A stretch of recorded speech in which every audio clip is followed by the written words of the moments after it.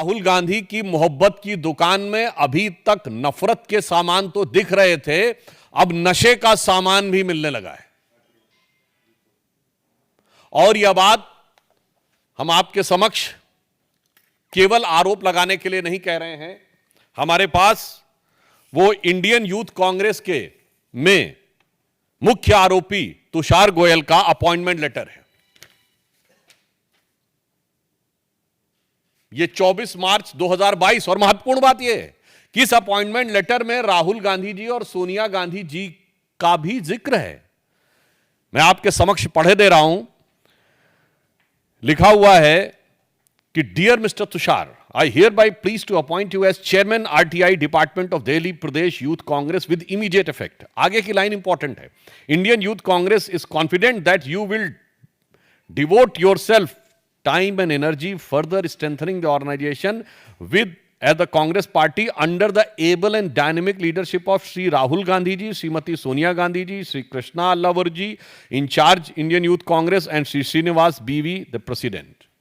अब बताइए, अब हमारा सीधे उनसे सवाल है, अगर यह आरटीआई सेल का चीफ था तो आज देश की हर जनता का यह राइट टू इंफॉर्मेशन है कि कांग्रेस पार्टी के साथ इस मुख्य आरोपी जो इतने बड़े, शायद देश में सबसे बड़े ड्रग कंसाइनमेंट को पकड़े जाने का मुख्य आरोपी है, उसके साथ क्या संबंध है।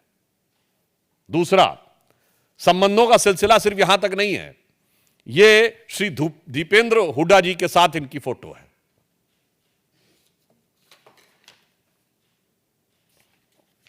मामला इतना ही नहीं है, अन्य वरिष्ठ नेता कांग्रेस के ऑर्गेनाइजेशन सेक्रेटरी केसी वेणुगोपाल जी के साथ इनकी फोटो है। फोटो तो कई बार पब्लिक डोमेन में कोई भी खिंचा लेता है, मगर एजेंसियों को उसके फोन से दीपेंद्र हुड्डा जी का नंबर भी बरामद हुआ है। अब इसके बाद बहुत साफ हमारा मानना है कि this is a right to information of every citizen of the country and Haryana कि कांग्रेस का इससे क्या कनेक्शन है।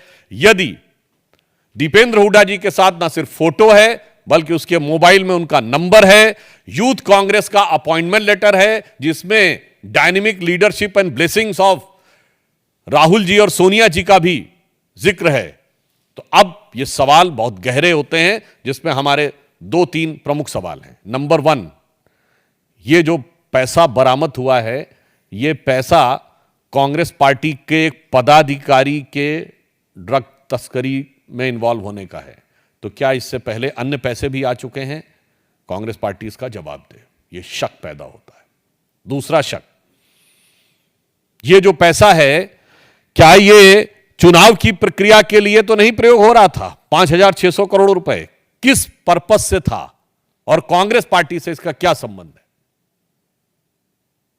तीसरा प्रश्न, क्या कांग्रेस पार्टी ने किसी ड्रग माफिया को या ड्रग पेडलर को अपनी पार्टी का पदाधिकारी बनाने में यह शक पैदा होता है कि किसी प्रकार का कोई अरेंजमेंट तो नहीं है? हम ये साफ पूछना चाहते हैं कि अगर उनकी सरकार यदि आ जाती तो इस प्रकार के ड्रग माफिया को हरियाणा में काम करने के लिए उसी प्रकार की छूट मिलती है। ये 3 सवाल देश की जनता के सवाल।